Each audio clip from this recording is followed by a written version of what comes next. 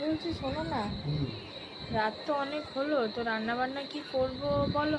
আজকে তোমার পছন্দ মতো রান্না করি। আমার বাড়িতে তোমরা রান্না করবে? হ্যাঁ, সব দিন তো আমার ইচ্ছে মতনই হয়, আজকে তুমি যা বলবে তাই করব। তাহলে এক কাজ করো, ফ্রায়েড রাইস চিলি চিকেন করে ফেলো। ফ্রাইড রাইস তো আমি করতেই পারতাম, আসলে ফ্রিজে সেইভাবে কোনো সবজি নেই জানো। আর চিলি চিকেনের চিলি সসটাও তো শেষ, তাই ওটা ক্যান্সেল। তাহলে তুমি এক কাজ করো, তুমি লুচি আর মাংস করে ফেলো। লুচি মাংস এই রাত্রিবেলায় খেয়ে কি তুমি শরীর খারাপ করবে? দি কালকে সকালে বাথরুম ঢুকবে আর বেরোবে, অন্য কিছু বলো। আর তাহলে তুমি রুটি আর আলুর দম করে ফেলো। এত জনের রুটি আমাকে একলাকে মাখতে হবে, বেলতে হবে, করতে হবে।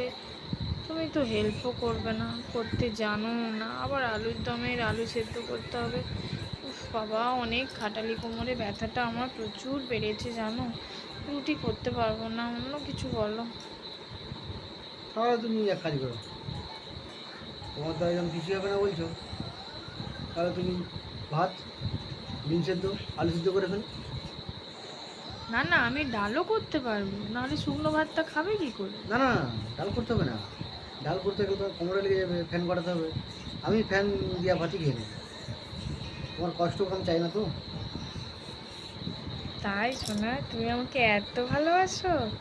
আর ভালোবাস না বেশি কি থাকতে পারি? বাঁচতে তো হবেই।